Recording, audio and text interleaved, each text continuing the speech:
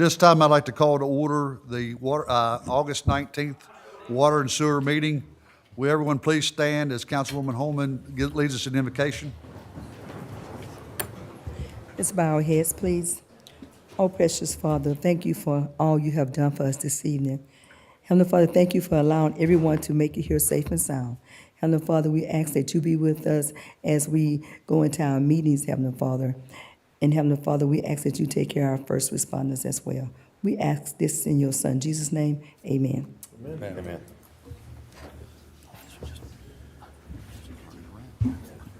Me too.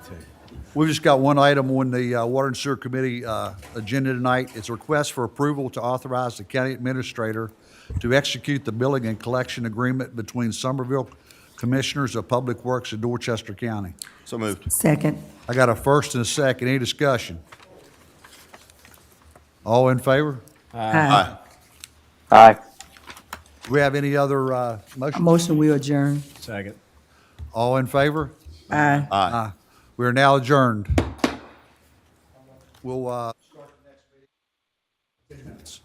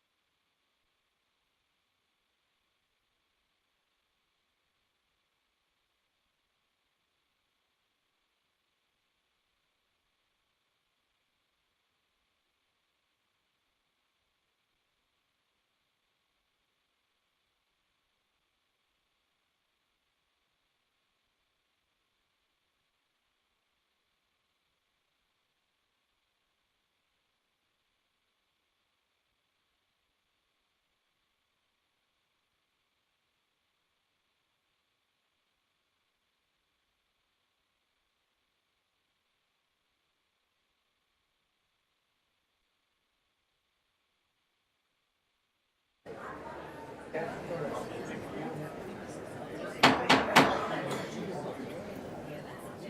like to call to order the August 19th, 2024 Dorchester County Council meeting here in the heart of Summerville, South Carolina. Will everybody please stand as Councilwoman Holman leaves us an invocation, and please remain standing for the pledge. Let's bow our heads, please. Heavenly Father, Lord, inspire us with your spirit of wisdom. Plant seeds of your vision in our heart and mind. Give us humor and give us humility as we work together with each other. Heavenly Father, please protect the first responders as they travel the highways and the byways this evening, Heavenly Father. And Heavenly Father, bless each one of the individuals that have come here this evening as they return back home into their destinations. We ask this in your Son, Jesus' name. Amen. Amen. Of the United States of America and to the republic for which it stands, one nation, under God, indivisible, with liberty and justice for all.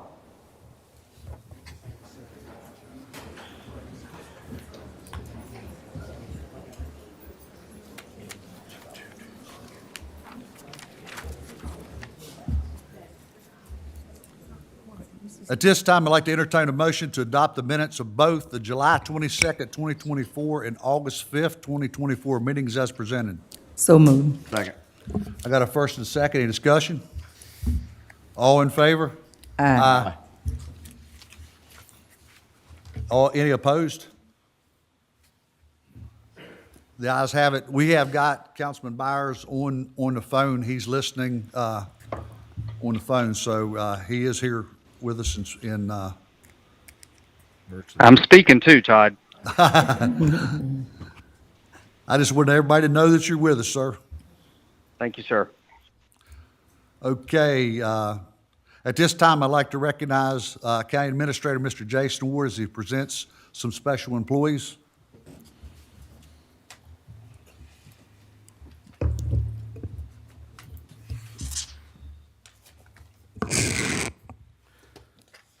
This evening, we have two employees that we will recognize. One is the first responder of the quarter, and the second one is the employee of the quarter. The first responder of the quarter that we'll recognize this evening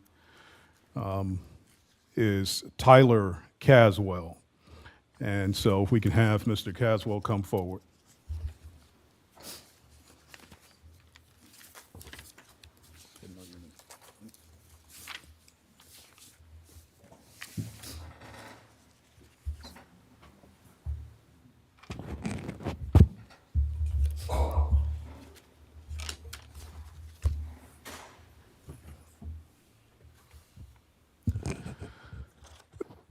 So I'm going to read the nomination. So our first responder of the quarter, Tyler Caswell from EMS. Tyler is an outstanding crew chief and an asset to Dorchester County. He consistently takes his EMTs under his wing, providing exceptional medical support to patients while ensuring his partners are well taken care of. His dedication extends beyond his immediate duties, as he often spends his downtime teaching and mentoring his colleagues, particularly those pursuing further education in the field, such as paramedic certification. Tyler's commitment to the community, his patience, and image of Dorchester County is evident in everything he does. He is one of the most dedicated, helpful, and motivated employees in the county. And any county would be fortunate to have a first responder like Tyler. And we are truly lucky to have him as a part of our EMS team. Congratulations to you, Tyler. And Joe, would you like to have a few words about Tyler as well? Stay up here, just move over to the side for a second. You got a second. The second employee that we will recognize this evening is Kobe Hoff from our facilities office. I know for a fact that Kobe observes a strict seafood diet. That's an inside joke. We are proud to nominate Kobe from facilities as the employee of the quarter. Kobe has worked for our facilities department since his high school graduation from Dorchester Academy.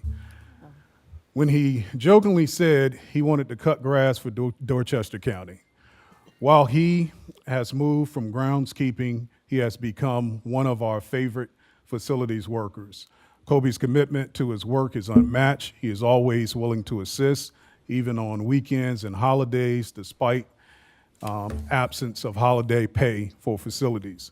His positive attitude and ready smile make a significant impact on everyone he encounters, whether it's stepping in to help with tasks beyond his regular duties or simply spreading kindness. Kobe exemplifies the spirit of Dorchester County government. His unwavering dedication to his colleagues and the community truly goes above and beyond, making an outstanding candidate for this recognition. We are incredibly fortunate to have Kobe as a part of our team. Congratulations, Kobe.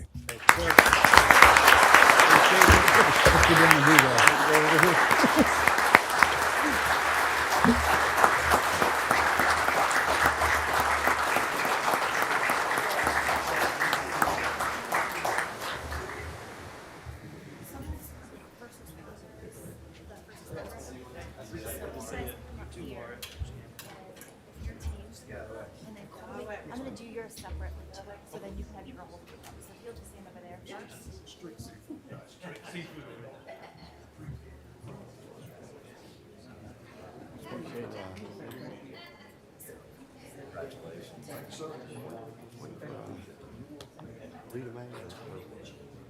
Buyers in front of me, but I don't have any short ones here. You don't need to. You got me.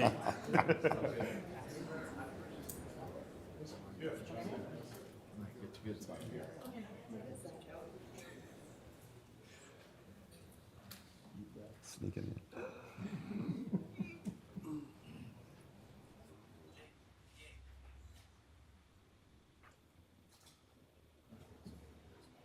Thanks for all you do, sir.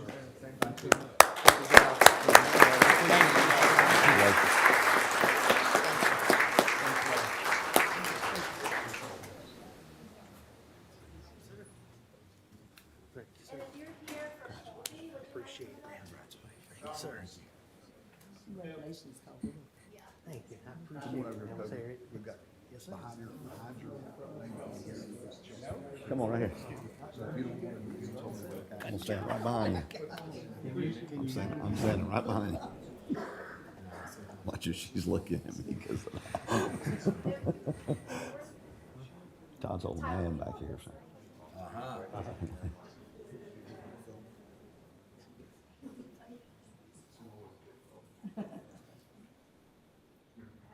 I'm gonna do the moves either, so there's a big L. Thanks, sir.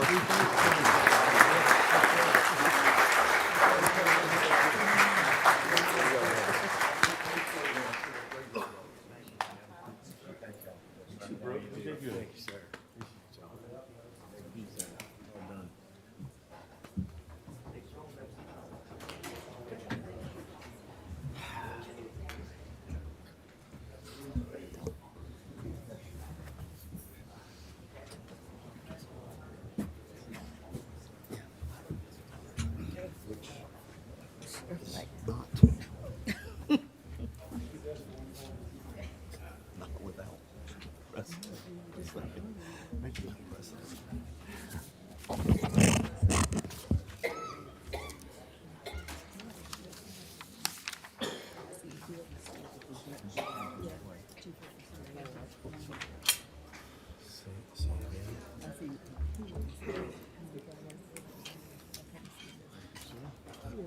We're a team.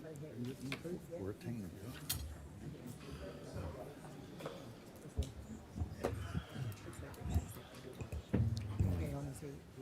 At this next on the agenda, I'd like to recognize Councilman Crosby to present us with the resolution 2416.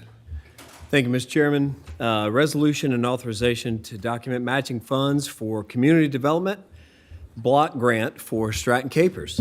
Whereas Dorchester County, South Carolina filed the application for $1 million and was subsequently approved for said Community Development Block Grant or CDBG funds and agreed to provide matching funds under the provisions of the Department of Commerce requirements. And whereas the Congress of the United States has passed legislation known as Title I of the Housing and Community Development Act of 1974, as amended, whereby financial assistance is made available to various cities and counties throughout South Carolina, Department of Commerce. And whereas Dorchester County is duly organized and an incorporated unit of local government in the County of Dorchester, State of South Carolina, which possesses legal authority to apply for grants for financial assistance as provided and made available under Title I of the Housing and Community Development Act of 1974 as amended. And whereas Dorchester County,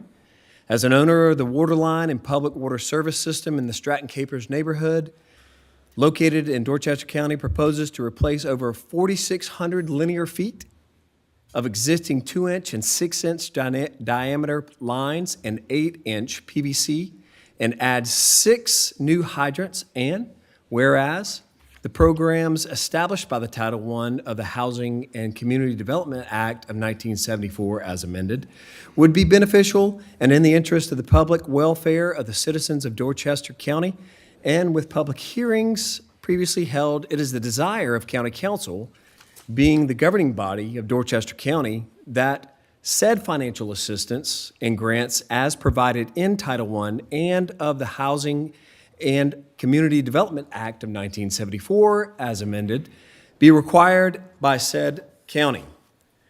Now, therefore, be it resolved by the County Council of Dorchester County, South Carolina, that the county administrator is hereby authorized to direct to make available in cash funds an amount totaling up to 10% of the total community development block grant funds awarded, $252,685, based on the project application submitted to be utilized as matching funds for the Stratton Capers Water Project line. This resolution is subject to the CDBG award, and Dorchester County has also understands and agrees that in the event there are cost underruns of the proposed project, the savings will accrue to the South Carolina Department of Commerce, unless a regulatory requirement by another federal funding agency supersedes, or unless the savings could be accrued to another grant program funded by the state of South Carolina.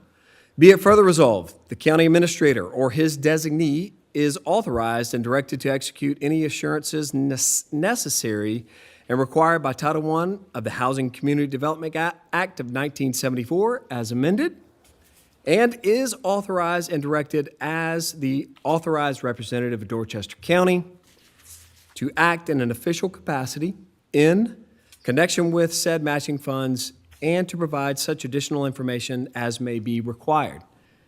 And if said funds are awarded by the South Carolina Department of Commerce, that the county administrator or his designee is authorized and directed to execute such documents as may be required to secure said funds. Adopted this 19th day of August, 2024, in the year of our Lord, by Dorchester County Council Chairman Todd Friddle and attested Clerk to Council Lona Conrad. So moved. Second. We got a first and second discussion. I know for me, it's down towards my area, and this is critical for that neighborhood. If you can imagine, they don't have the water pressure for actually fire hydrants and stuff. This is going to be huge in that neighborhood, and considering it's only going to cost us, the county, $252,685, which is a 10% match of the entire project. That's pretty awesome. So, all in favor? Aye. Aye.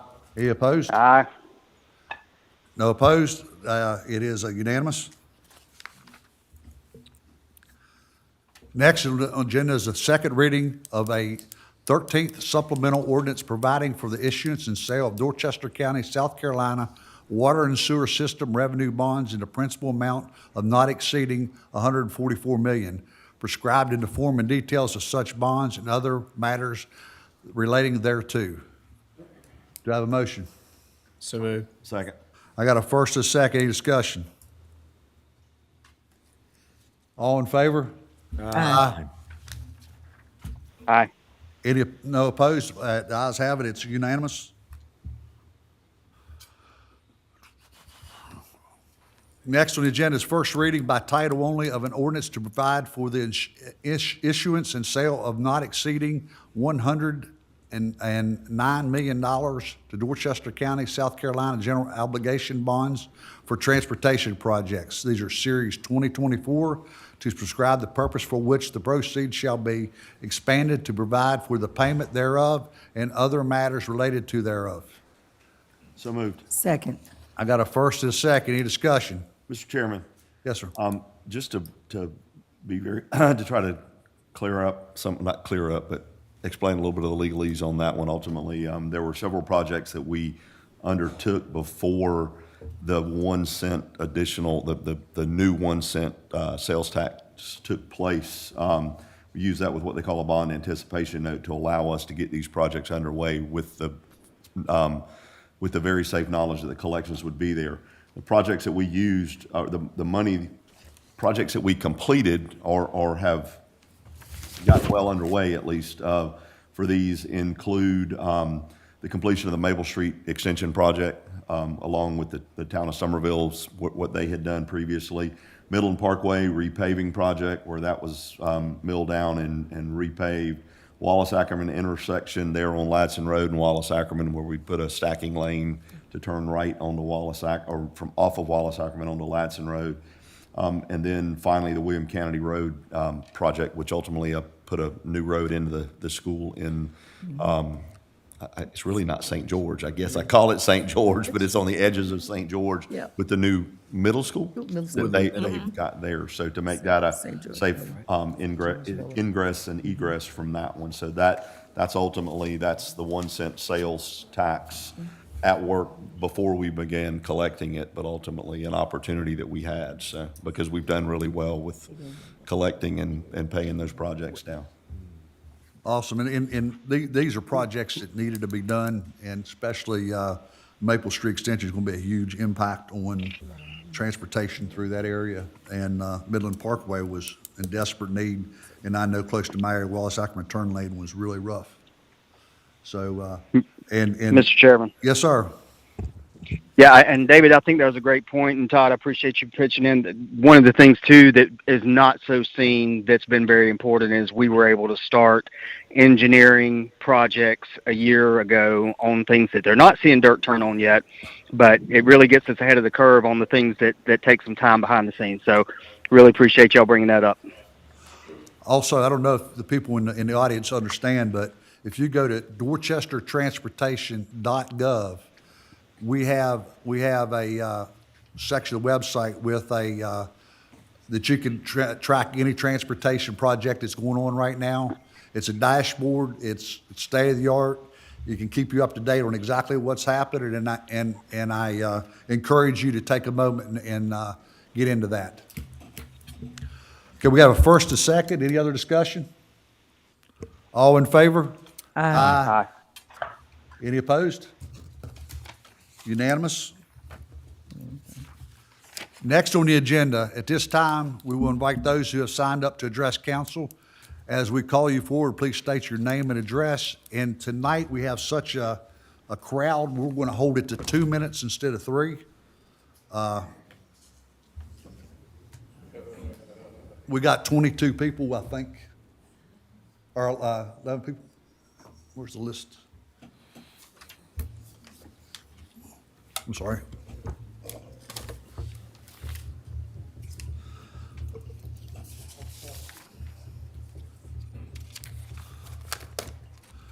If it goes, keep it between 2 and 3, please. The first person will be Mr. David Rubin.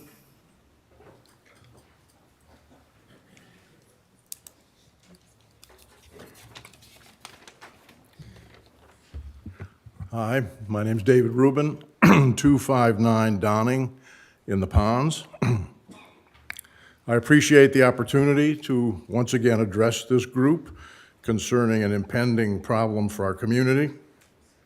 Given how we solved a previous issue in the Ponds successfully, I'm sure we can find success again. Imagine me as Paul Revere, warning that the British are coming. But in place of the British soldiers, we are facing a group of essential construction projects at the ponds that could create problems for the wider community. On the drawing boards, all at the same time, are a new elementary school coming to the ponds, a new phase of home construction in both the ponds and Crestwind, logging operations to clear the land, and construction of a second entrance exit for the ponds, which is necessary in part because of the new school. Now, I would not be here just because we residents will suffer some traffic problems. There are nearly 170,000 people living in Dorchester County who face serious traffic problems every day. So it's not just us. But we do fear that these problems will affect essential operations on which the larger community depends.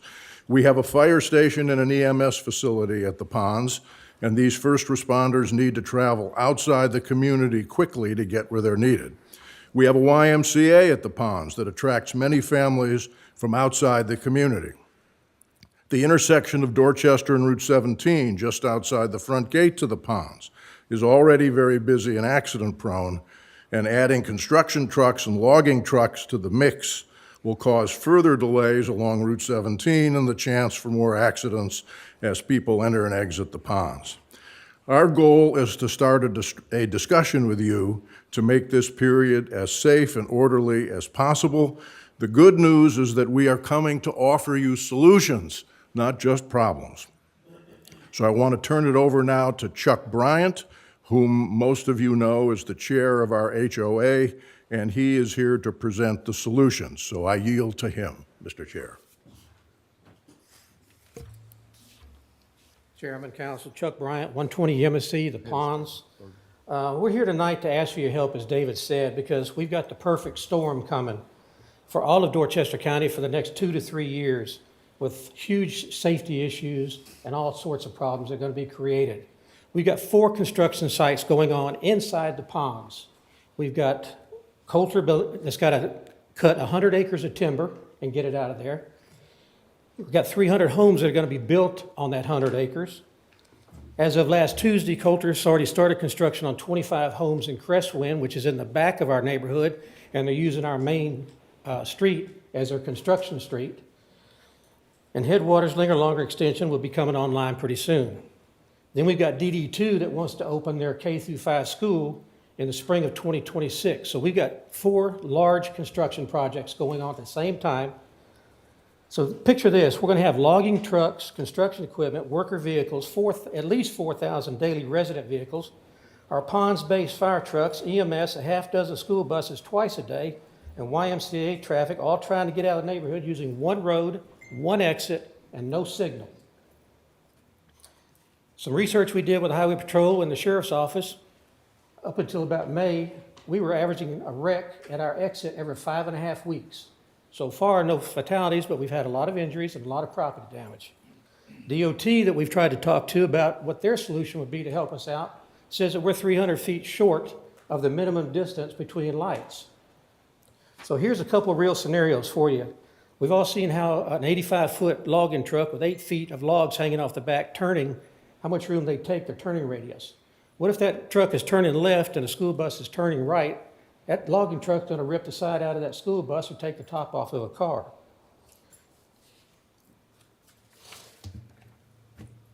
What about the dump trucks pulling out onto 17 and getting rear-ended because the driver can't slow down running 45 miles an hour and that dump truck's fully loaded? What about the school buses that aren't going to be able to get out of the ponds because of traffic, which is going to make them late for their other routes? Now we've just disrupted the school system because kids are going to be getting to school late and walking into classes. What about our fire trucks and EMS that can't get out? We've already seen that happen, and construction hadn't even started when the traffic backed up. So we know their response times are going to be lengthened, and that's for all of Dorchester County. The YMCA relies on memberships. How many new memberships do you think they're going to get when somebody comes to visit the Y and they can't get out of the neighborhood? They're going to go somewhere else and spend their money, and the Y needs that money to survive on. So like David said, we're not here to yell fire and run. You know us, we're not built that way. We're here to be part of the solution. So we do have some recommendations that we'd like to offer. In closing, in 2005, we were one of the first planned developments in Dorchester County. In 2024, we are a planned disaster right now with the way things are going. So the question is, when we see all this, and you've heard what we've said, why does the county allow builders and developers to come into our county and create this havoc, make millions of dollars, and leave, and then we have to take care of the issues that they leave, the safety issues that they caused? Why does this council have to deal with that, and why, as we as taxpayers, have to fund those repairs and those fixes? And we see that, and we're going to see it. And secondly, why in the world would anybody think that having 4 construction sites going at the same time in a small neighborhood with one way in, one way out, and no exit thinks that that's going to work? It's just not. We've got 1,600 homes times 2 cars minimum. That's 3,200 cars trying to get in and out of there every day. So council members, time is not on our side. We've already got construction going on. We're dealing with logging trucks already. Decisions need to be made now so that we can keep Dorchester County residents safe. We need to get out in front of this and be proactive and not be reactive after a tragedy. And I know I've probably run over my time, but if I could, Chairman, if I could just go over these 4 recommendations real quick in case there's a question. You okay? Yeah, go ahead. Okay.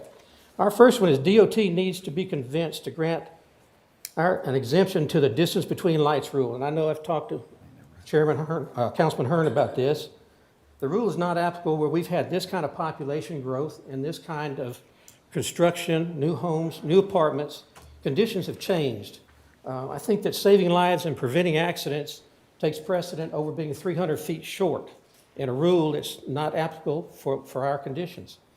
Another suggestion is that a flagman or somebody to control traffic be stationed at Village Ponds Drive and Highway 17A. Flaggers are common at every large construction site. We see it all over Dorchester County now. So you're already asking, where's that money going to come from and who's going to pay for it? Well, I think the developer ought to pay for it. He's making the millions of dollars off this. Not Dorchester County shouldn't have to pay for this. That should be up to that developer. If Dorchester County incurs some expense, we put in our amendments last year $2,500 to be paid to the county by the developer for every home sold. So at 300 homes sold, we're looking at $750,000 that could be applied, maybe, if it's legal, to this expense. The other recommendation is that a temporary red light control system be installed on 17A at Village Pond Drive and operational during construction hours. We've seen those in different parts of the county. I saw it in Charleston County where they set up for, they can be timed exactly how you want them to work. Something like that where you don't have to have a person standing out there. Our last recommendation is that a delay in school construction should be considered until the school has its own dedicated road or at least their own construction road. I appreciate your time. Yes, sir, thank you. I think that,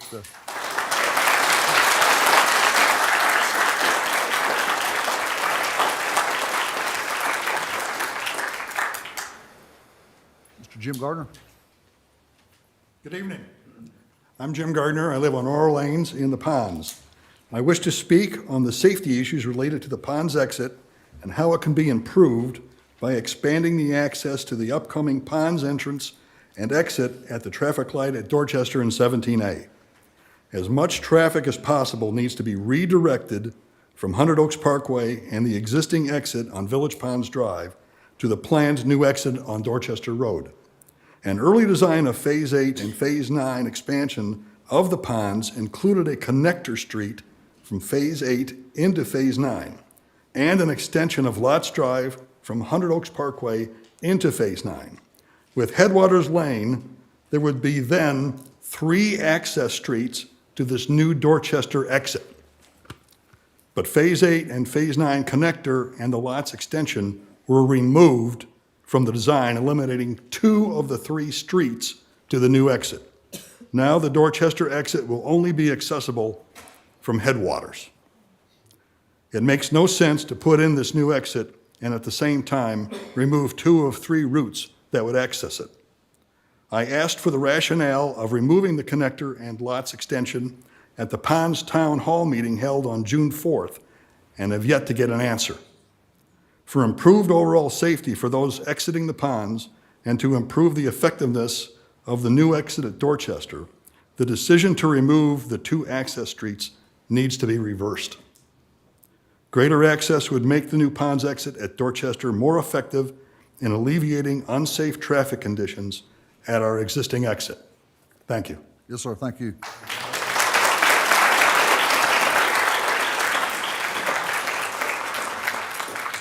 Mr. David Wright?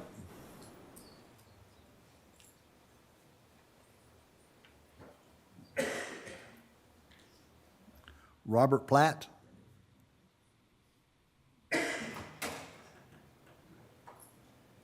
Ms. Susan Gage?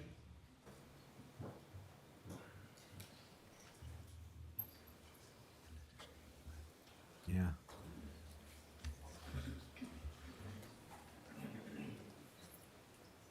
Hi, I'm Susan Gage, 114 Phoebe Road, Carolina at the Ponds. Thank you to my fellow neighbors at the Ponds for bringing these issues tonight to all of you. We have traffic and safety concerns that are critical out here at the Ponds. Tonight, what I want to read to you is an email, and it's an old one. It's from April 20th, 2006. From David Kennard, South Carolina DOT, to David Pilch, South Carolina DOT. It talks about a meeting where the Ponds Development, Dorchester County, and the Dorchester Sales Tax Authority met and gave the encroachment permit for the Ponds Development can be processed in order to avoid any further delays.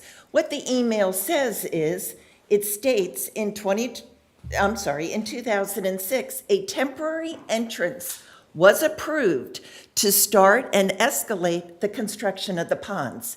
It's 2024. We're still using that temporary entrance access. What happened?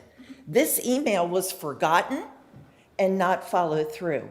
3 entities were involved in 2006. South Carolina DOT, the previous developer of the ponds, Greenwood, and Dorchester County. So let's fast forward. Parker's gas station, Summerwind Apartments are now built, but nothing changed about that entrance, that temporary entrance to the ponds. Accountability is key. Dorchester County, KH Ponds, Coulter Homes, who's the new developer, and South Carolina DOT need to do the right thing and follow through. I do have emails, copies, so y'all can have. Thank you.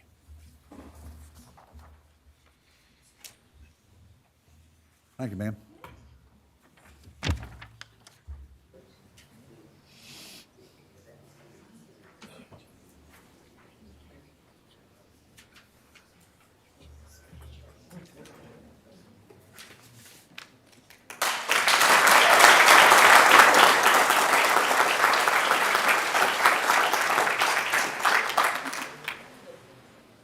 Next one is just Ms. Diane Neff.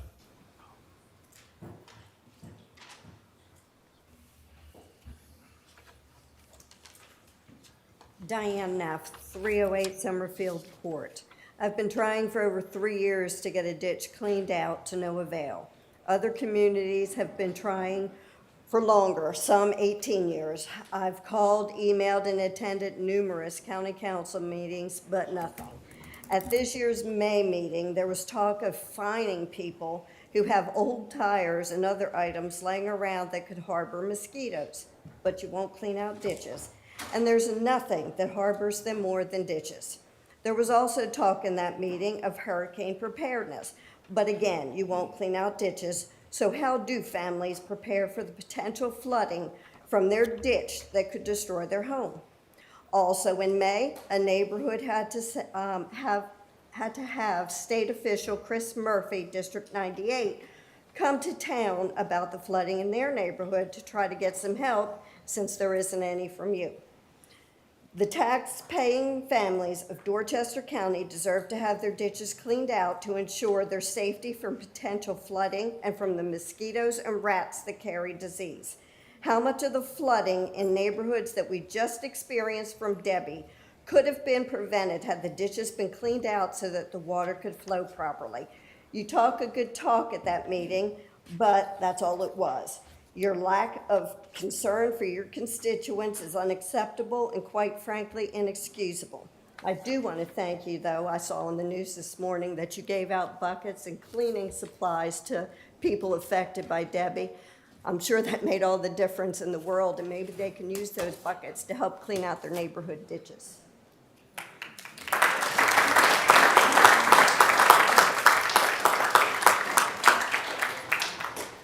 Next, Mr. David Kinson.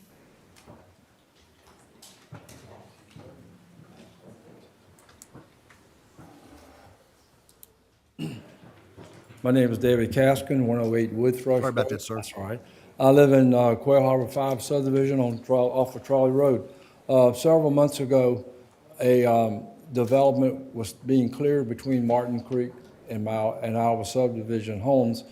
And shortly after, I contacted our county councilman, Mr. Chennis, to inform him that there's an easement that accesses from between two homes onto that property, that the contractors were using that easement to enter the property.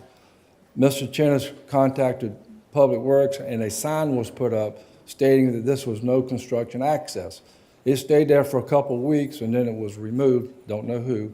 And since then, many contractors have entered our neighborhood with large trucks, trailers, equipment, and enter that work site through that easement. The easement's about 20 feet wide.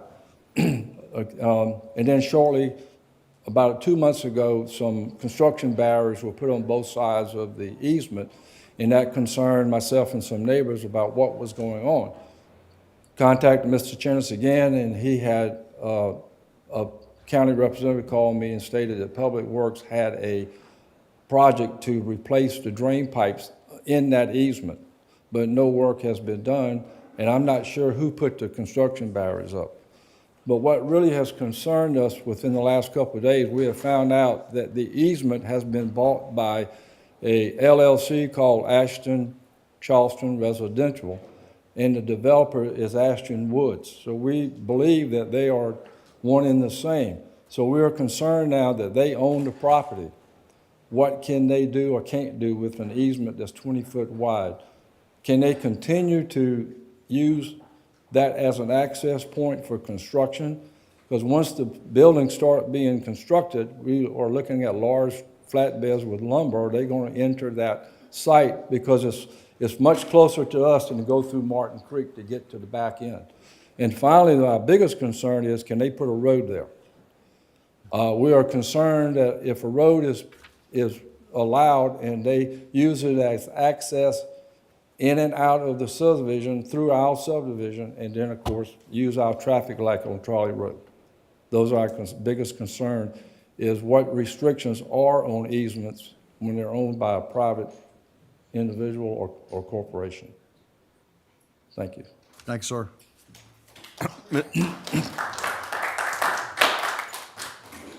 So I can answer some of that because you've called me and I've tried to answer as often as I can. That is a storm water. You got to get all the words I use because words are very important.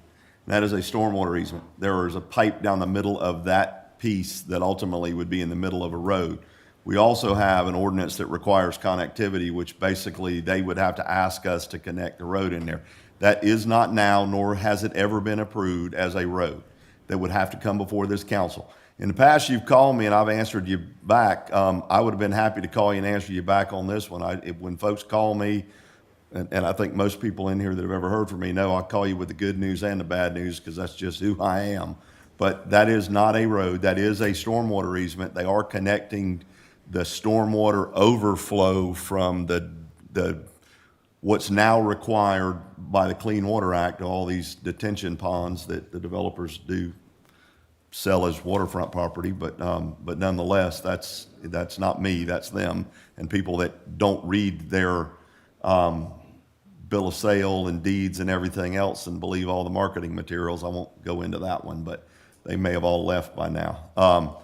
But ultimately, that is not a road. I'm glad to know that there are barrels up. I did not know that they were using it for access again until just now. The only thing I had seen was the questions about the access of, they're putting new they're replacing the RMP, which is rusty metal pipe, with corrugated plastic pipe in that easement to allow the overflow from their detention ponds to ultimately flow into Chandler Creek. They're responsible for, as federal and state law and local ordinance requires, the overflow off of those ultimately is required to be either detained or flowed.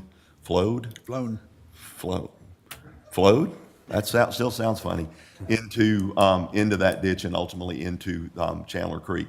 That's one of those things that you keep calling me and everybody else calls me. I'm gonna tell you, I'll call you back. I know I talked to Mike Mercer today about that because he had asked me a question, and I was under the impression that maybe there was some misunderstanding about what they were going to do. And are they going to connect their overflow into that? Yeah, they're going to connect their overflow into that, because if they don't, it will be overflowing into those yards along Brailsford. And I know those folks that live on Brailsford don't want that to happen, nor do I. So I hope that at least covers some of that. But that is not a road. That is not a road. Mr. Chair, what can we do about the construction still being used? If they're still using that, I'm going to tell you to call the sheriff's department. I said that once before. You call the sheriff's department if they're using that. That is not a construction entrance in any way, shape, or form. Now, they may be in there when they start construction on changing those pipes out, but again, you call me, I call, we got a sign put out. I guess if there's barrels in the way, I call the developer. In fact, I call the tree removal guy that was going in there at one point in time and told him that's not an access. He was going to have to come in the other way. He was concerned about the mud on the other side. That ain't my problem. That's his problem, and that's the developer's problem to figure that out. You can see the tracks, they're using it. Yeah. Well, I now that I know that, and now that the administrator knows that, and chief deputy knows that, I'm going to tell you, call the sheriff's department. Absolutely. You call me, and I can come park my truck out in front of it, but they'd probably rather deal with Sam's a whole lot nicer than I am. So, thank you, sir. I appreciate that. Mr. David Rush?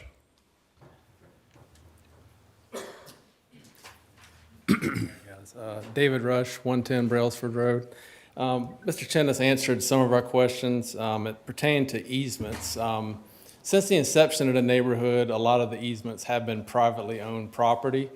It has come up again with a couple of fresh listings that are for sale for easements. The 40-foot wide one is the one you're specifically talking about, probably. Yes, Yeah. that one. So you answered the questions with what can be done with the easements that have the drainage in them, which is not much. The ones that we're getting the questions on are the ones that are behind people's homes that do not pertain to drainage, and people are concerned if someone buys them, what they are able to do with that easement. If you guys were able to point me to the, proper county ordinances or some information, I could go back to my neighbors and give some answers. So, when we're going to get you to get I want your number. I don't think I've got Mr. Caskin's number. I don't think I have yours to be able to get this to Mr. Ward. A lot of the easements, and just, I'm going to do this while he's writing, a lot of the easements in a lot of these neighborhoods are ultimately drainage easements. And they are, whether folks like to admit that or not, they may be drainage swales. And ultimately, a number of the ones specifically, that's not Brailsford, it goes into Honeysuckle. I can see the road where Mike lives, that is a 40-foot wide easement with a ditch down the middle of it. That piece of ground probably has parking lot on there that is actually not legal, but that's in the town of Somerville at that point in time. But those elements that are drainage easements they cannot disrupt the drainage out of that. It's got to be there. It was part of the original agreements. If there is a piece of property that's been posted delinquent and has gone up for sale, we can talk to the delinquent tax collector to make sure that that property does not get sold. We know that those types of things have occurred in the past, and we've worked to try to make sure that those things don't occur. People end up buying things that they really don't want, that they can't build anything on. And so, very specifically, that's why we wanted to get your number. We'll make sure that if it's something that's been recently posted by delinquent tax and has gone up for sale, we can resolve that. Okay, thank you. Mr. Ward, I know the folks in Briarwood, Mike and I talked about this today. This goes back a long time ago to off of Honeysuckle. And I'm not throwing the town under the bus, but I'm, look out bus. When they approved the apartments that back up to Honeysuckle. I had a long back and forth with the then late administrator over, and he tried to assure me that the town had not annexed the ditch. They had only annexed up to the ditch line. Well, unfortunately, that's not the way it works. The pins along that ditch were on the opposite side of the ditch, on the lots that ran along Honeysuckle. And much to my pleasure, myself and then Mayor Collins met down at Racket Court with the then town administrator. And I will never forget Bill Collins not saying much, but after having that discussion, looked at the town administrator and said, clean out the ditch, because that was a flow problem issue. And that ditch is obviously, if you live on Honeysuckle, you know it's really shallow at the top of the hill, and it gets probably 6 foot deep at Racket Court as it flows into. But that was probably the first time I realized I might be able to talk somebody into doing something. And Mayor Collins did work with the late county administrator at this point in time to get that done. So I know the one specific one that you're talking about that is for sale. But if there's other ones, yeah, let us know where they are. Okay. We've done it Kings Grant, not Kings Grant. Archdale was one of the ones that we've had dealing with. So All right, thank you for I your time. appreciate that. Thank you. Next, Mr. Tommy Fagan. Tommy Fagan, 111 Ponderosa Road, Somerville, South Carolina. Yes, sir.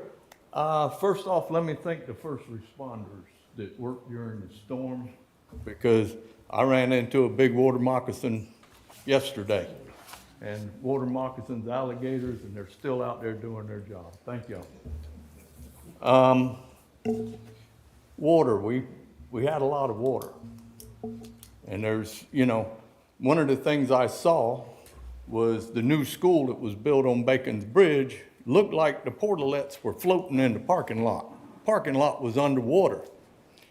Now, with all of this water coming in and the roads blocked off, if we can't evacuate, because 26 closed, 78's closed, 61's closed, you usually go to a school. They'll turn a school into a shelter.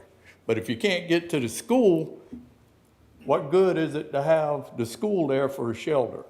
We need, and our population's growing exponentially.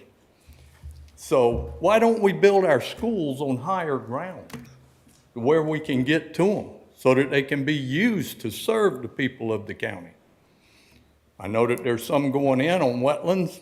Yerby Road's one. I hadn't looked at the ponds yet, but school placement's very important because we have to be able to get to them and use them for more than just the school sometimes. Roads, he touched a little bit on the roads. Now, there's been a lot of problems at the ponds with wrecks, but there's been 2 fatalities on Orangeburg the last couple of years. And I've discussed them with y'all before. Orangeburg isn't even going to kick off. Not a shovel in the ground per your transportation.gov until 2030. We need help. We need help yesterday. And we sure appreciate it. We're going to spend $101 million to run a highway out in the middle of Delmar Highway out in the middle of the swamp. And if you'll take a look at a picture of the county, see how many people live out there, see how many people live on Orangeburg Road. The neighborhoods is connected. There's nobody comparatively living out the Delmar Highway, out Clubhouse Road. But yet that seems to be a priority too, that we put a 5-lane all the way out. Bacon's Bridge is underused from what I understand. And when the Berlin G opens up, it's even going to, I discussed this with Mr. Hearn, another 15 to 25% drop in traffic when the Berlin G opens up, and it's already underused. We spent all that money to build that road. Here we are. Let's do the things that Thanks, happen. sir. Now, other people spoke for 20 minutes up here, sir. I actually they were 2 together.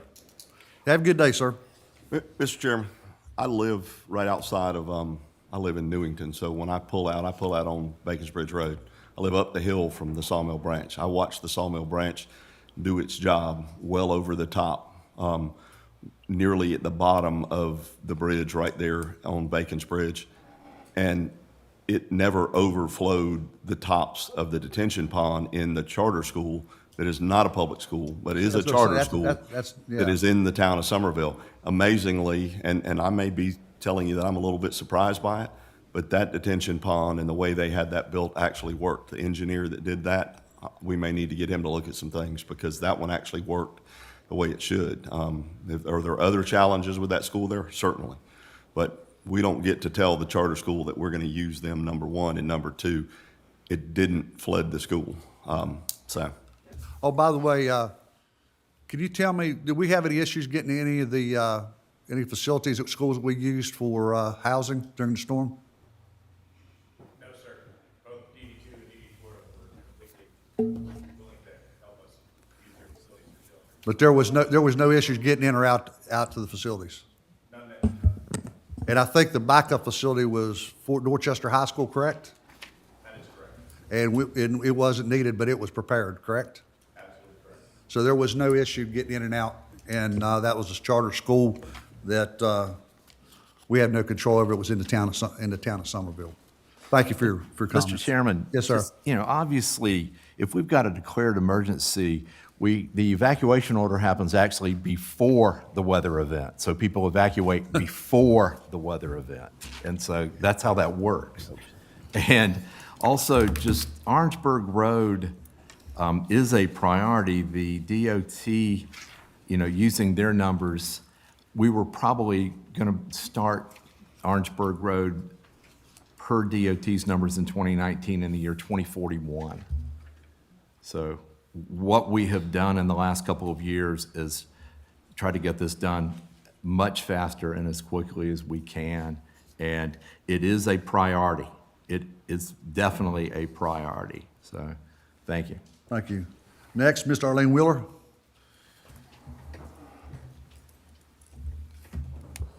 Good evening. My name's Arlene Wheeler. I live at 377 Somerset Lane. 4 months ago, I came in front of y'all and told you about the E. coli problem in the waters out in the Somerset Acres area. And 4 months, nothing's been done that I've seen.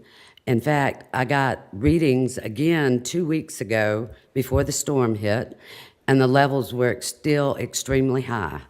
I have been talking to Mr. Graham with DHEC. I asked him if I need to get hold of the EPA about this, because Monday before the storm hit, all the sewer manholes out there were overflowing, and they were overflowing with feces and condoms out on the road. I've got pictures of it. And this is disgusting. There was kids out there playing in this. And then one other thing I want to mention is my pond, as y'all well know, has overflowed for the last 15 years after those 3 developments were approved. And I noticed you passed an ordinance that says you can't dam up water. But by the same token, what's to keep those developers from running more water our direction? But you know what? Mother Nature might have taken care of it for me. During the storm, I watched my pond, of course, come overflowing levels, and then I watched it come to a complete standstill. And that's never happened in 25 years, so I kept watching it. Well, one of my neighbors down the street called me. She said, Arlene, she said, we got water pouring out the ditch, 2 holes that opened up across the road, just down the road. So I'm assuming my pond is now completely dry, that there's been a underground spring opened up and is dumping water that flows straight down to pump station 59. And she called Public Works. Public Works had somebody from West Ashley call her. And he said, well, there's no water lines down there. The water lines stop at the Glen, which is probably 3,000 foot from her house. And I went down there and looked. There was crawdads coming out the hole. There was minnows coming out the hole. And I thought, that has to be what happened. And the silt is filled in the mouth of the pond. So it wasn't me that dammed it up. Mother Nature's taking care of it. And that's a major waterway that goes on to Rumpshill Creek. And I have asked and asked and asked somebody to do something, and nobody has done anything. And like I said, 4 months ago, I reported the E. coli. I have yet to see anybody out there doing anything. They all call me when those alarms go off. Thank you. Thank you, ma'am. Mr. Chairman, Ms. Wheeler, have you shared the DHEC results with county? Have you shared the DHEC results you have with the county? I tried to, and everybody ignored me, so I quit talking to you. Okay, I figured I that's don't it. think that's correct, by the way. Just saying, I don't think that is correct. I don't call you Mr. Herman. Please, because I please, have. please, you're invited to share those results with us. You please do so. I told you 4 months ago what the results were. We had E. coli readings of 8,000, 9,000. A couple weeks ago, I got 1,600, 800. Yes, ma'am. And we would love to see it. We'd like to see the actual data if you would provide it to us. I gave them to Need Mr. to see that Graham. report. Excuse me? Go ahead, sir. We need to see that report in writing. Aquatic Analysis has it. I paid $750, and I also paid Jonah Adventures for the DNA testing because somebody said that they didn't know if it was human or animal. So I sent the report off, and it is human, 99.98% human. I've got pictures on my phone of the condoms and the feces in the road. Now that Please bring the pretty much report in speaks so for we can itself. be Sir? bring the report in so we can be verified. All right, I'll be glad to bring it next council meeting. Thank you. You can bring it before Okay. then. All right. Thanks. Next on the agenda, we have Mr. Ernest Hill has a presentation to, I'm sorry, I always forget this. Do we have any correspondence, Mr.? Mr. Chairman, we had lots of correspondence, but we provided that correspondence to you prior to the meeting, sir. Thank you very much, sir. Next on the agenda, I'd like to recognize Mr. Ernest Hill, who has a presentation for Mr. Sheriff L.C. Knight. Would you please come forward, sir?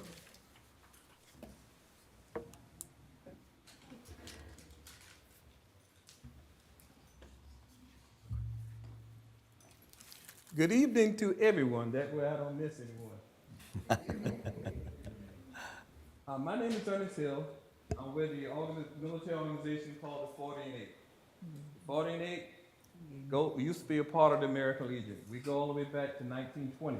We've been in South Carolina since 1929. Every year, we give out awards for Law Enforcement of the Year, Cadet of the Year, Hero of the Year, and Town of the Year. And recently, with me here this evening, I have our Grand Chef de Gare, Mike Clare, and he's here with me. And we will be presenting an award to Sheriff L.C. Knight. To give you a brief background of the 14-8, the 14-8 goes back to World War I. During World War I, we fought in France.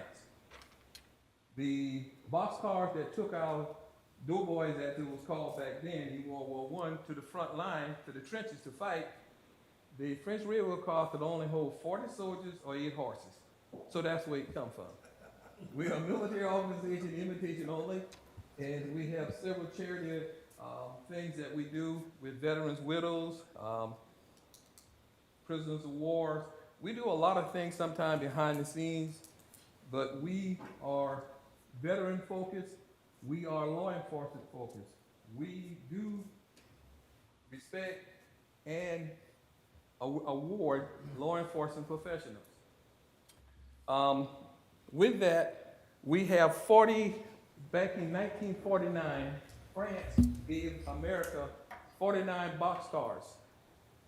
Our boxcar in South Carolina is located in Bishopville, South Carolina, where we have the Cotton Museum is at. If you get a chance to go to Bishopville, we have a boxcar there with the history and everything in it.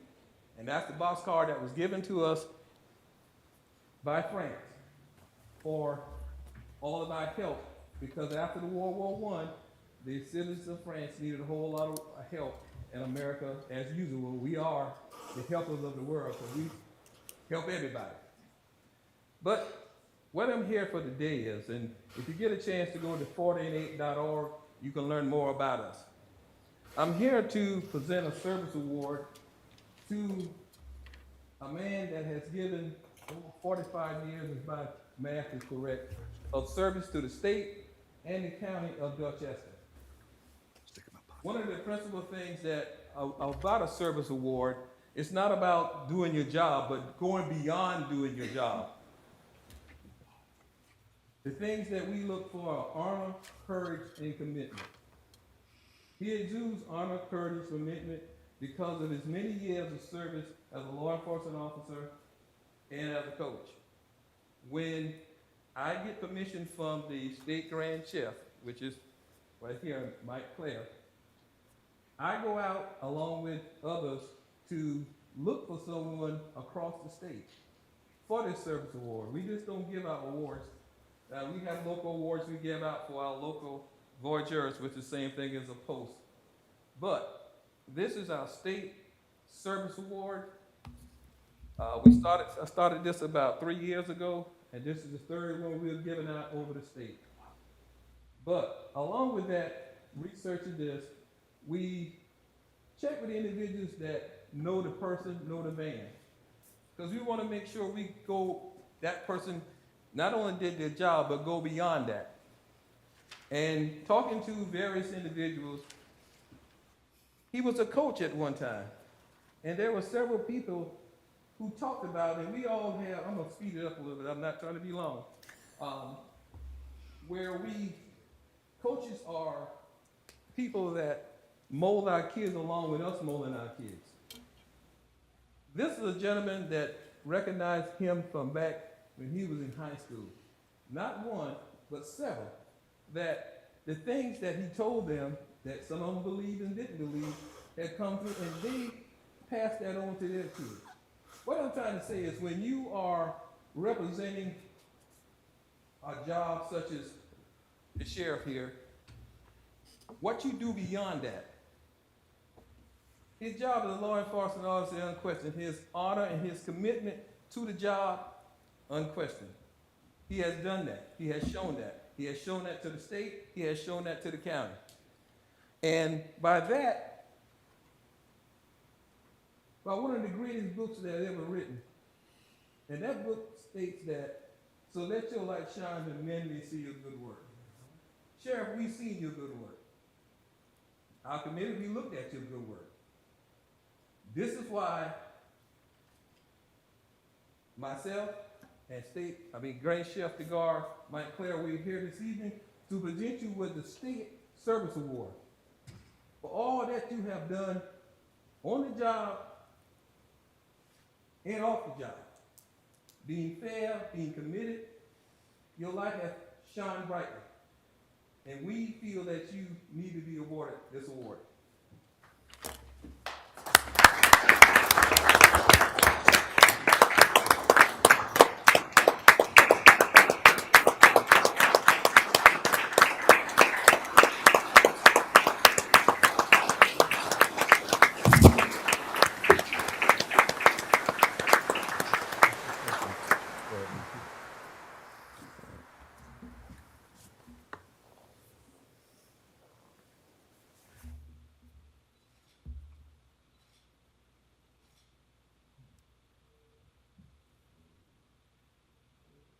And we would be remiss if we didn't give his right hand. This night, would you please come forward?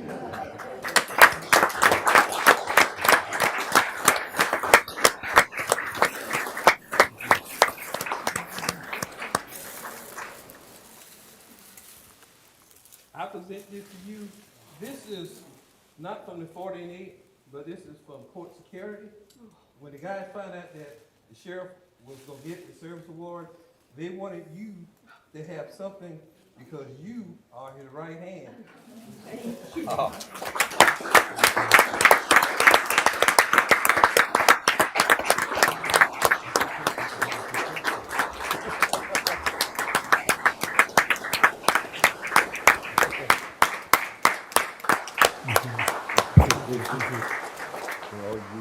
And thank you, County Council, for allowing me to do this.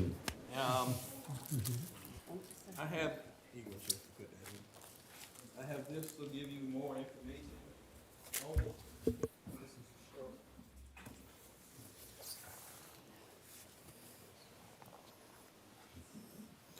And this is a little more. And to be declare there have been many officers Up to 40 and 80, Somerville and the boxcar. and the county Thank you, have sir. won various awards from us over the years, along with other officers around the state. Thank you. Thank you, sir. Thank you. Thank you for service. Thank you very much. Again, I appreciate it. Again, thank you. I do appreciate it.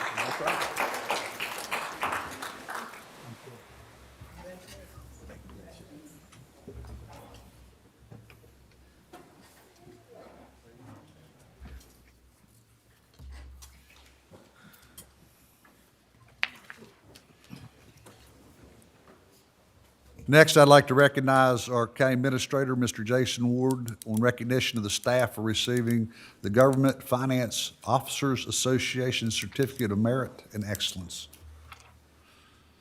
And thank you, Mr. Chairman and Council. If you will, we got several members, a number of them on the same row from the Dorchester County Finance Department. I'm going to ask all of them to come forward.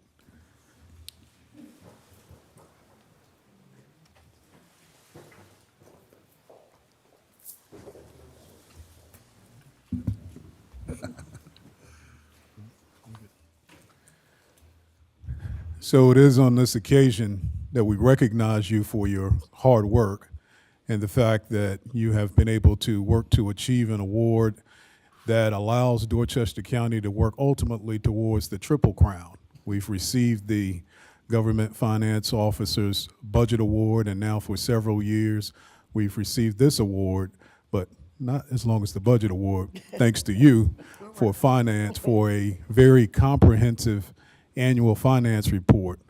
And so what I want to do at this time is just kind of talk a little bit about the qualifications and share that.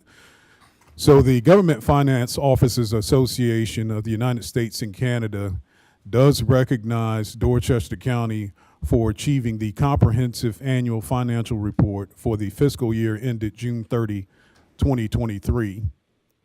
And this particular award recognizes state and local governments who go beyond the minimum requirements of generally accepted accounting principles to prepare comprehensive annual financial reports that evidence the spirit of transparency and full disclosure, and then to recognize individual governments that exceed these requirements and succeed in achieving this goal established by GFOA. So I want to have the director, if Rebecca, you will recognize each of the people involved, and we will also thank all of the departments that cooperated to assist us in achieving. It's a huge team effort, for sure. I have a team of 8 people about to have the 9th with assets, but currently with me, I have Lucretia and Julie. They're both from our grants area and finance. And so Lucretia helps a lot with ARPA, and with Julie has helped me with pretty much every grant since I've been employed as the administrator. She's the real Jay Byers, by the way. She is not Jay Byers 2, she's Jay Byers 1. Yes, sir. Well done. They said I was the original. He's got much longer than me. I also have with me Susan Cox. She's our GL person. And Karen, she's one of our accounting. Now, I don't want Karen to feel slighted, but I know that Susan may have some fragrances that make a man smell good, AKA Mary Kay, like my mom used to sell. Those that aren't with us are Kim Clayton. She's my right hand. We've got Kelly with payroll, and Missy and Taylor with AP. I have a wonderful team. I'm very, very blessed. And we are striving to make sure that every year is an excellent year. So we appreciate y'all and having us on board. Thank you. Thanks. And we're going to come down and present the certificate.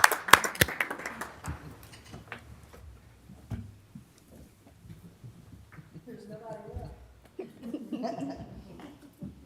Sorry, that wasn't nice. There are a few. Julie, only the important people. Do what? Only the important people. That's right, the important people are here.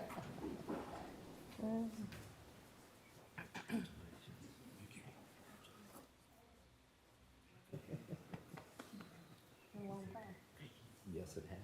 Congratulations. Thank you, congratulations. Thank you, congratulations. Thanks, sir. Thank you, congratulations.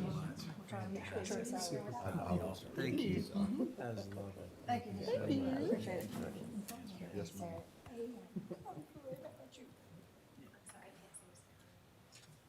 I can go right here if you can see me. We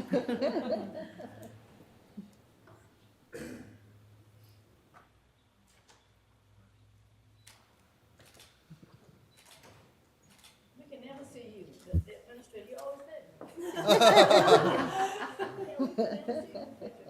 There you go.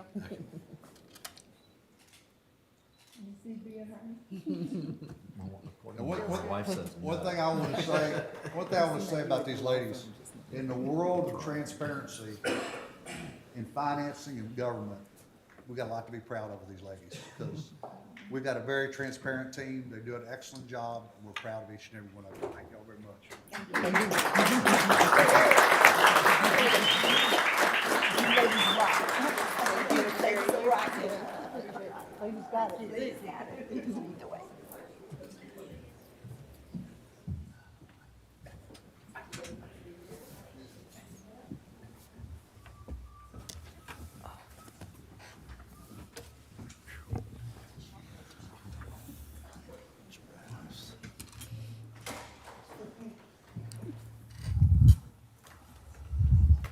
Now we're leaving you with the really important.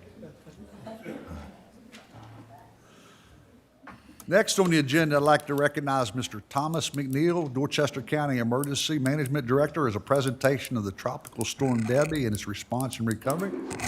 While he's coming, I wanted to mention that Denise would have loved to be here, but she was diagnosed with bronchitis, and as such was not here, so. Well, basically, do you have anybody left standing at the EOC? Yeah, some of them are spending some time with family. One of them got married over the weekend.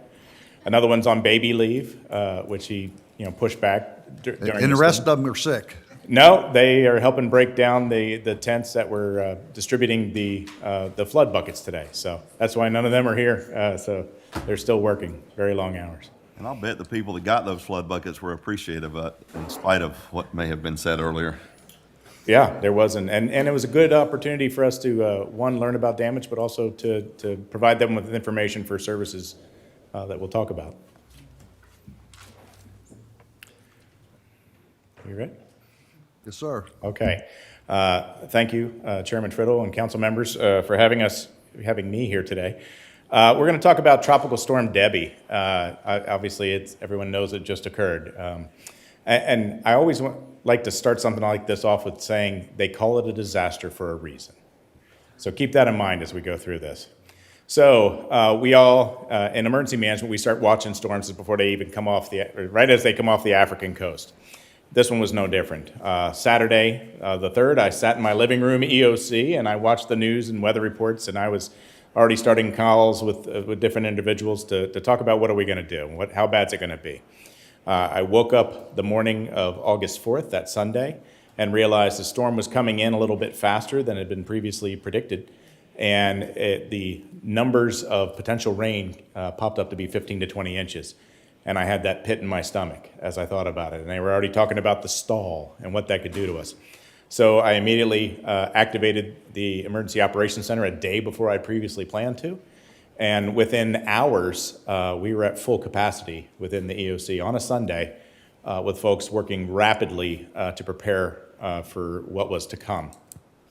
We opened up sandbag distribution sites. And over the next couple of days became the constant battle to find more sand and more importantly, find more sandbags, which we were able to do through the state and as well as private vendors. And then, halfway through the day, the governor signed an emergency declaration, which somewhat slowed response because that when the state declaration occurs, then National Guard assets can be called in and then move. And they can't do any of that until that's actually declared. So that was a bit problematic for us, and we'll talk about that in a minute. So August 5th, at Monday, we moved OPCON 1 that morning, which is full strength and full capacity. The council, you guys declared a local state of emergency, and the county announced it was going to be closing on August 6th. We opened 2 shelters at Woodland High School and DuBose Middle School, not without considerable setbacks and problems. As was mentioned earlier, normally a hurricane's coming. They talk about evacuations. We talk about the shelter plan goes into action, where the Red Cross uses tractor trailers to transport their cots from warehouses in Atlanta. And then those cots are distributed by the National Guard to local shelters.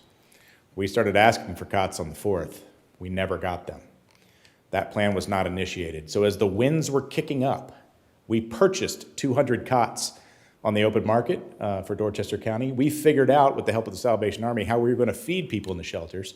And through DSS staff and our own staff here in the county, we manned those shelters. So we did it on our own. We were ready. And that's an important thing to remember. The call center opened up.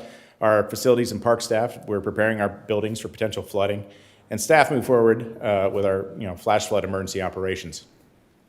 We were pretty darn nervous at that late night hour as we learned that we were looking at 18 to 20 inches of rain with local areas of 30 inches or more. That's a lot of rain that's going to come down in a short amount of time. And that was going to cause catastrophic flooding. The National Weather Service was using words like historic, right? That was a big deal, and we all experienced that. We can all go back to that. Swiftwater rescue assets from the state of Alabama arrived in Dorchester County, but a lot of teams were throughout the state. National Guard finally arrived with some of their high water vehicles, and we got a liaison in the EOC. But the Lord blessed us and dry slotted that storm. And dry slot means dry air went into the storm and reduced rainfall rates considerably. It saved us at that moment. We were like, is it really happening? But it definitely helped us a lot. And that wasn't forecasted for, right? The forecast the night before was 18 to 20, 30 locally. That dry slot was a big deal for us. But we were still worried about the amount of rain that did fall and that fact that it was going to increase our river levels, and we were worried about riverine flooding, and we knew the swamps were rising and all that. We weren't worried about the catastrophic flash flooding at that point. We were more worried about what we're more familiar with the rivers flooding, the Edisto, the Ashley. The sheriff's office did a mission that we've done before along the Edisto River, where they went door to door and alerted 322 residents of the potential of what's coming, made sure we had those discussions with them, and that learned not only about what their plans were, but also needed to see if they needed any assistance to get out should they want to. It was a very successful day. Sand drag distribution continued on, and then the Swiftwater resource teams staged and were prepared to respond. So on the 8th, we continued to monitor the river levels. National Weather Service says we're going to get a half inch to maybe an inch of rain more for the event. Swiftwater rescue teams remained on standby, even though a lot of other assets started being demobilized. Luckily for us, our fire chief said, give me one more day with them, luckily. And we returned to OPCON 2 that evening. I took this picture of the lovely rainbow outside the EOC. And we were happy. We were going home and we said, man, we're going to watch the rivers, but we're in a good spot. This is great. Like, it didn't happen. Well, guess what?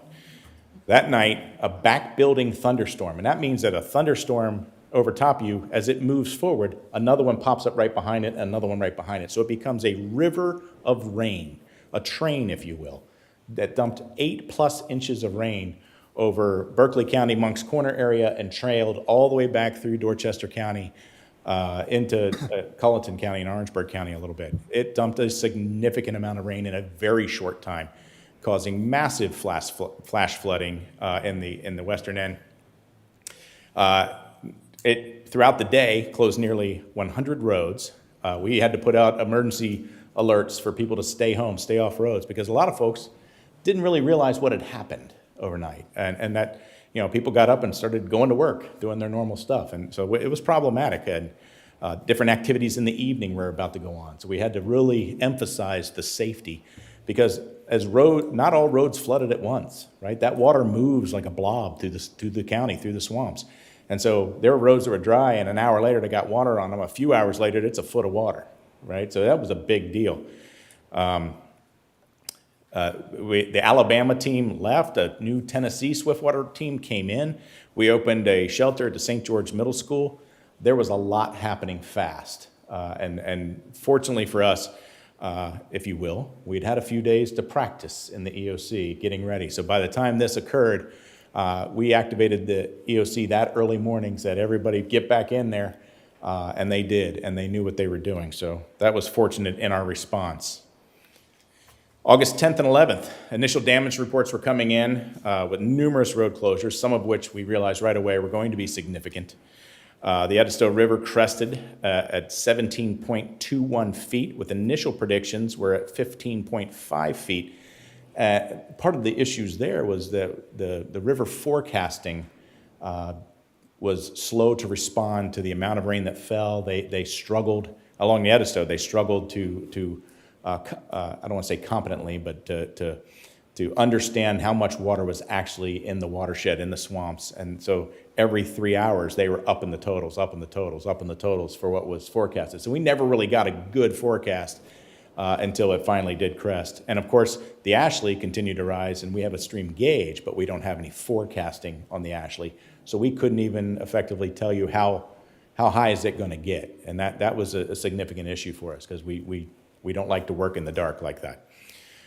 We were able to, with the support of the SLED law enforcement helicopter, we were able to conduct a leadership recon on both the 10th and the 11th.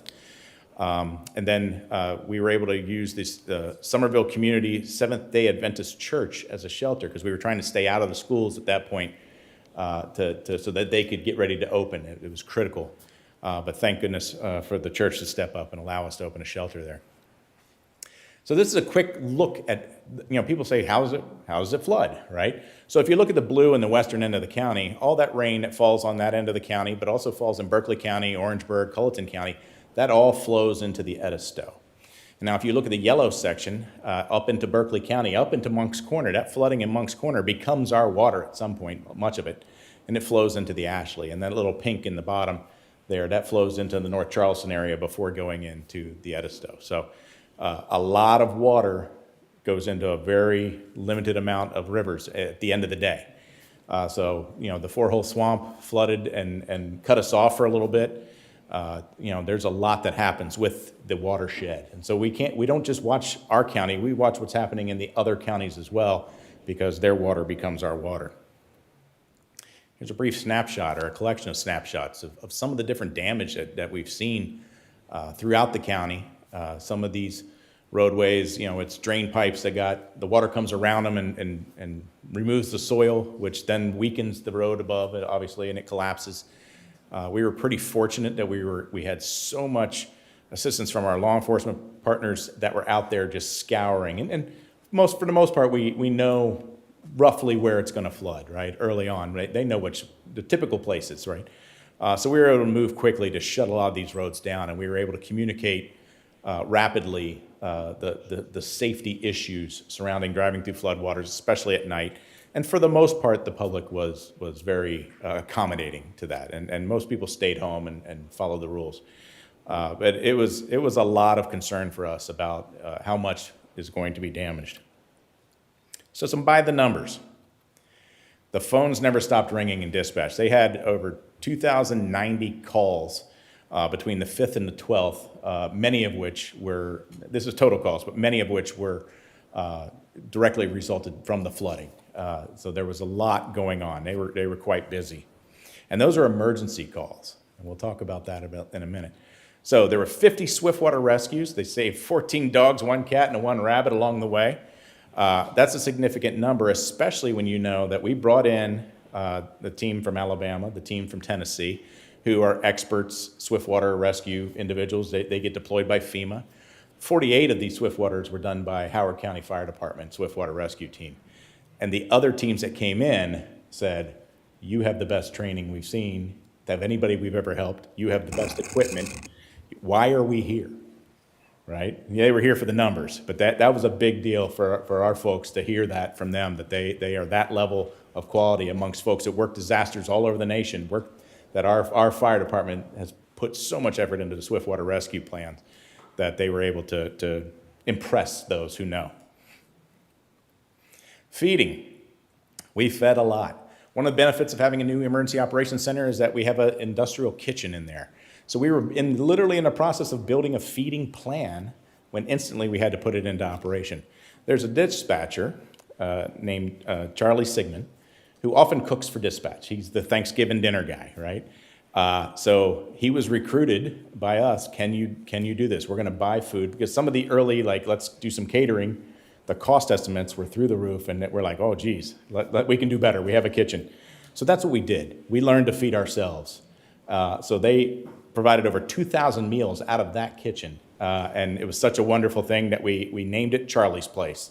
And that'll forever be its name now. We're going to get a sign made, get them some aprons, because they set the standard for what we can do when we need to feed ourselves. Salvation Army assisted with feeding first responders in the shelters. Coastal Coffee kept us in coffee for a while. That was great. The Republican Party donated some meals when they had to cancel one of their events. That went to feed first responders. It was fantastic. And I'll tell you, one of the biggest benefits to having your own kitchen and doing it yourself is, even with having to purchase additional equipment to pull it off and even have to pay our salaries, it was a significant cost savings to the public. And that's a highlight. And the food was better, and morale was up anytime they ate. It was fantastic. So the bar has been set very high by Charlie and his team.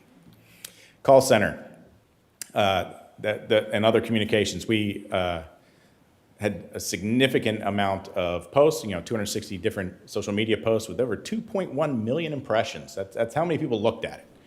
That's a lot.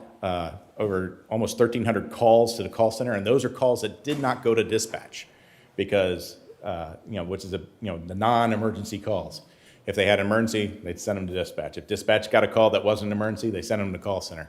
But that's a significant decrease in workload for the 911 center, which is important. The number of media releases, the texts and phone calls, using the reverse 911 to get into some of our more challenged communities that were experiencing flooding or about to experience flooding. Our communications was successful. And one of the most important things is, as you look at other operations, is that when a citizen in Dorchester County calls, they talk to a human. They talk to a person that's here, and that room is adjacent to the floor of the Emergency Operations Center. So when it is important information that needs to move in a timely manner, it does. And that's critical for our operations. Ongoing recovery, the damage assessment teams are still out from the county. There are still a few roads that are flooded and make it challenging to get to these different homes, and some of the public works has to wait for the water to lower. The road's no longer flooded, but it's still deep enough underneath the bridge. They can't get a good assessment of is the bridge truly damaged. So the damage assessment process is a little bit slow because floods take time. But it's been very good to get our folks out there. So as fast as they can, Public Works is patching up roads and getting them functional again. Some of them, they'll have to come back and do more permanent repairs later on. But it's important just to get the road system back open.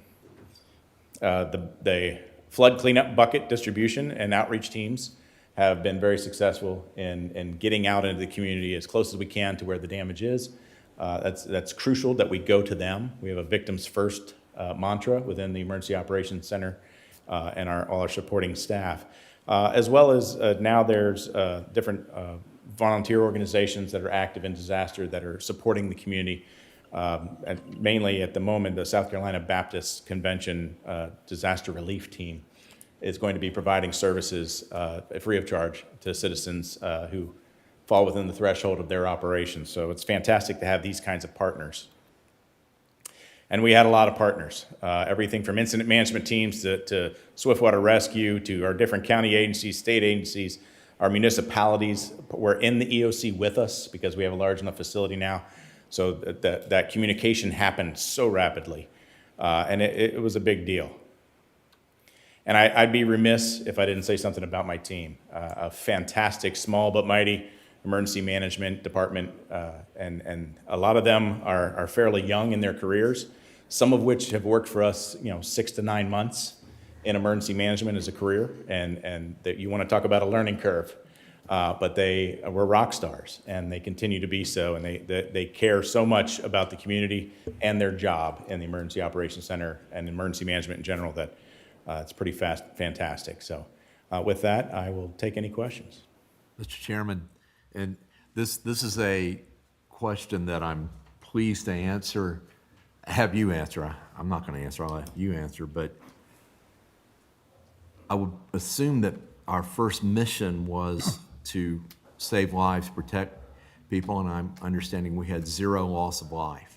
That is true. I should have mentioned that. Yes, 0 loss of life. Yes.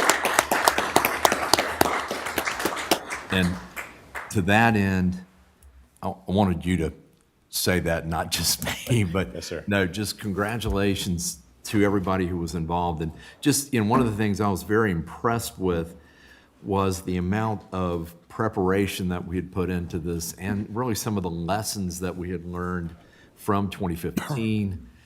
We very properly, accurately had responders staged at critical areas, throughout the county, and it seemed to work. I'm sure there were some folks that were still driving where they weren't supposed to, but for the most part, we had anticipated where that was going to happen. And there's also some wins. Mr. Caraher's not in here right now, Mr. Ward, but there were some improvements done post 2015 to different parts of our stormwater system that paid huge dividends this time as well. But just thanks to you and your team, everybody that assisted, everybody that volunteered, everybody that came from out of state. It's a huge effort, but we're very thankful. Thanks to our law enforcement, EMS, fire, everybody. So thank you.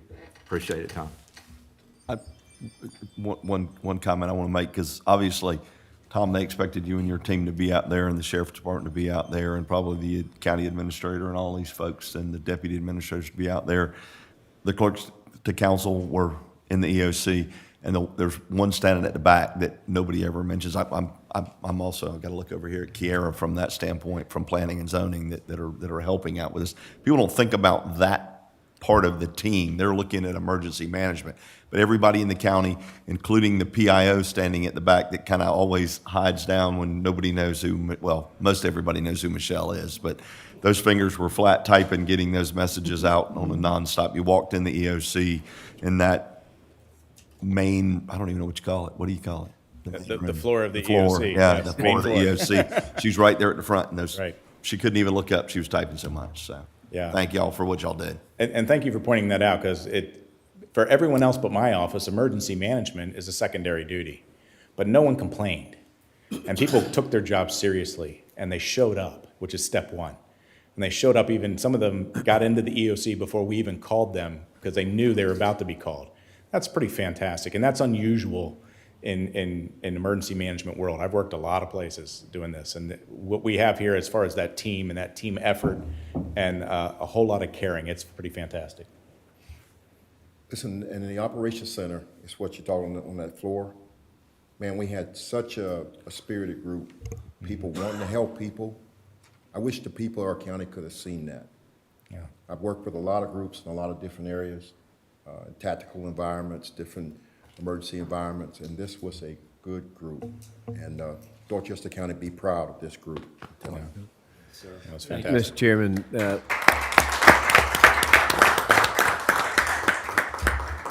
Sheriff and Tom, I'd certainly appreciate that, because that, when you said you wish that we could have seen, I think that the county and the nation, certainly the Southeast, did see, thanks to the Herculean efforts from the communication that was constantly going in internally, but then you guys were also sharing in real time as well. The teamwork was clearly visible to obviously you guys in the room, but so much so that it permeated throughout the county and beyond. So thank you all for your leadership and for everybody that heeded the call in that secondary role. So it was just incredible. And, we had our own local storm chaser, Jay Cantori, that, helped to those impressions. Yeah, he was good.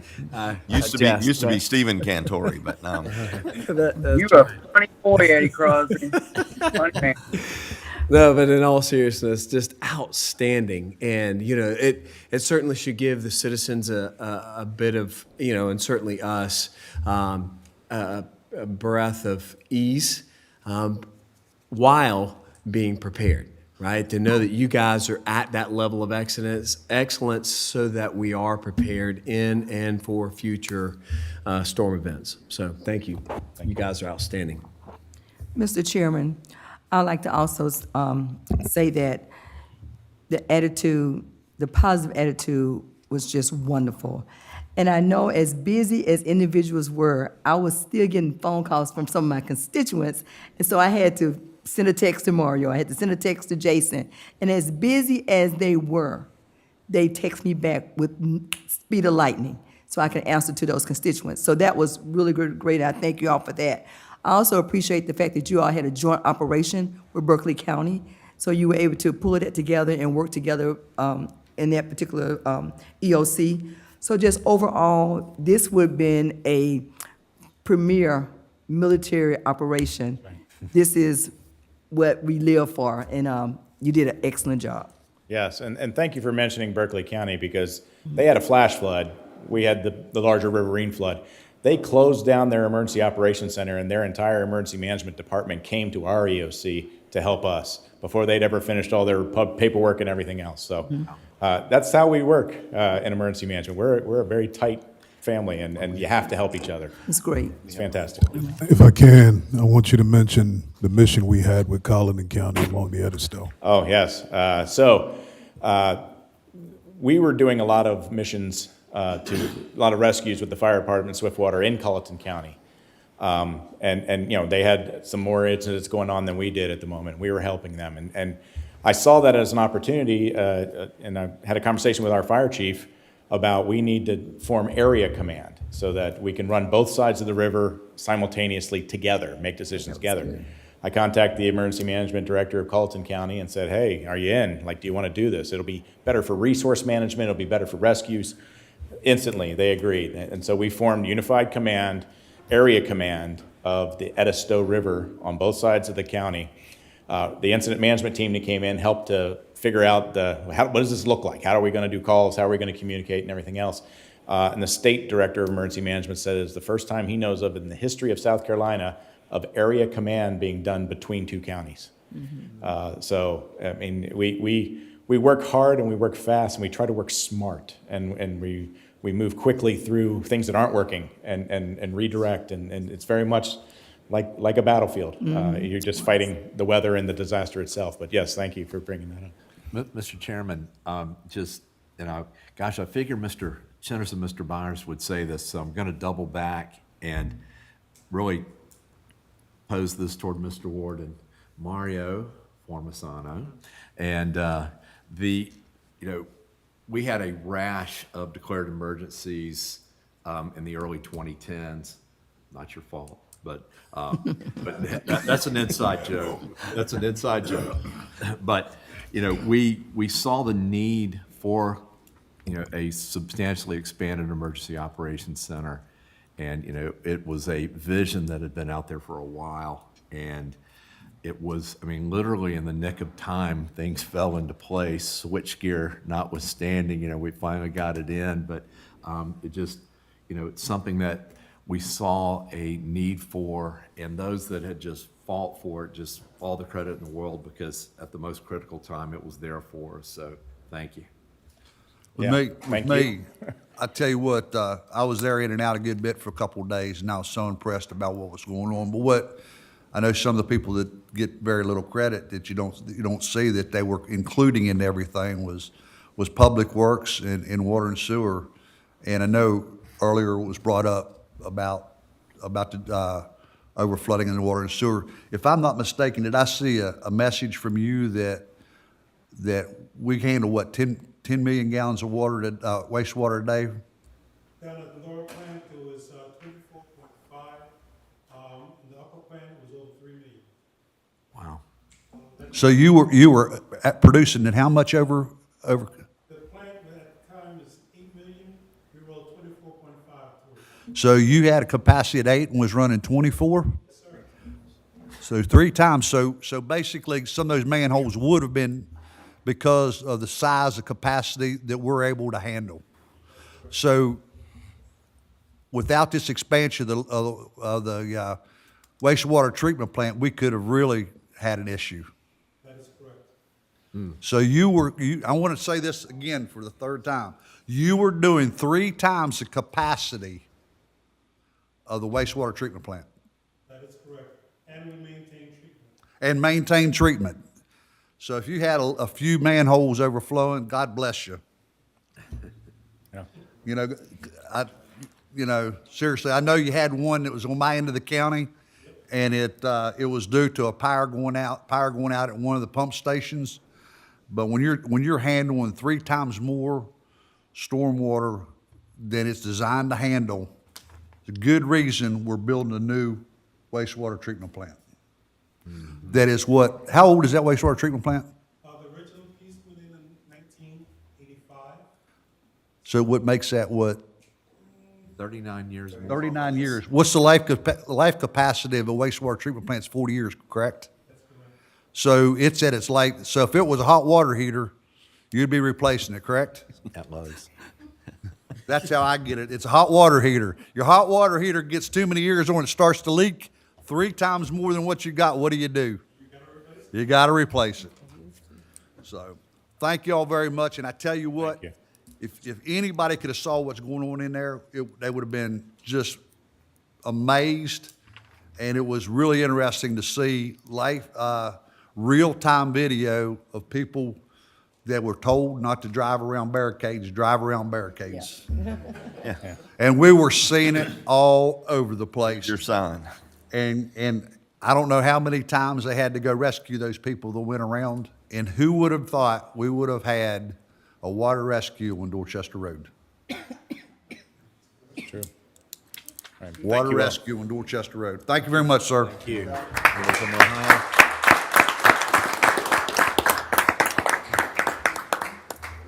At this time, I'd like to recognize our county administrator, Mr. Jason Ward. Thank you, Mr. Chairman. I have a few items for your consideration this evening. The first item I have for your consideration is the first reading and referral to the Planning Development and Building Committee for a public hearing and recommendation regarding rezoning request number 920 for Catherine Tupper to rezone 4.23 acres located at Orbit Lane near Somerville, TMS number 135-0000-297 and 298, from single-family residential district R1 to single-family residential manufactured housing district R1M. I will ask for first reading and referral. So moved. Second. Got a first and a second. Any discussion? All in favor? Aye. Any opposed? Ayes have it. The next item I have for your consideration is the first reading referral to the Planning Development and Building Committee for a public hearing and recommendation regarding rezoning request number 921 for Tim Mallard to rezone 26.5 acres located at Stable Lane near Ridgeville, TMS number 098-0000-190, from agricultural residential district AR to commercial light industrial district CLI. Ask for first reading and referral. So moved. Second. We got a first and second. Any discussion? All in favor? Aye. Aye. Any opposed? Ayes have it. Next item I have for your consideration is also a first reading and referral to the Planning Development and Building Committee for a public hearing and recommendation regarding rezoning request number 922 for Talicia Bilton to rezone 3.58 acres located at Central Avenue near Somerville, TMS number 135-1200072, from single-family residential district R2 to neighborhood commercial district CN. Ask for first reading and referral. So moved. Second. Got a first and second. Any discussion? All in favor? Aye. Any opposed? All unanimous? And then the last item I have for your consideration is a request for approval of the Dorchester Academy Security Agreement. They approached the sheriff's office about providing a school security officer. The pro rata share of that, the prorated amount of that is $89,853 based upon a contract start date of August 1st, 2024, with an annual cost of $98,022 to be paid for completely by Dorchester Academy with no additional county dollars. Ask for your approval. So moved. Second. Got a first and second discussion? All in favor? Aye. Unanimous? Next on the agenda is we had a Water and Sewer Committee meeting at 5:50 today with a request for approval to authorize the county administrator to execute the billing and collection agreement between Somerville Commissioners of Public Works and Dorchester County. It was a unanimous vote. We had 6-0 vote with one absent. You've heard the recommendations of the committee. All in favor? Aye. Opposed? Next on the agenda, we have appointments to boards and commissions. Anyone have an appointment tonight? Next, I'd like to move right on over to our county attorney's time, Mr. Brad Mitchell. Mr. Chairman, at this time, I request council go into executive session to discuss a contractual matter, specifically the Dorchester concept plan regarding 500 North Main. So moved. Second. Got a first and second. All in favor? Aye. We're now in executive session.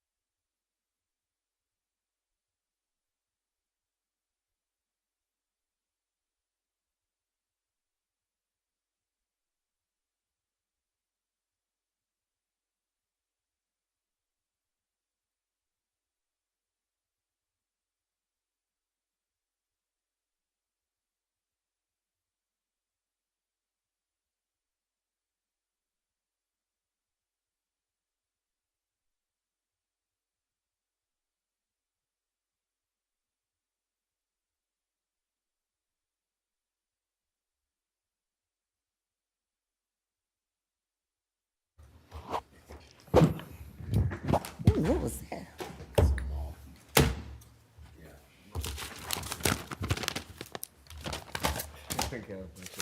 Thought we supposed to go to my purse. No, it's way down.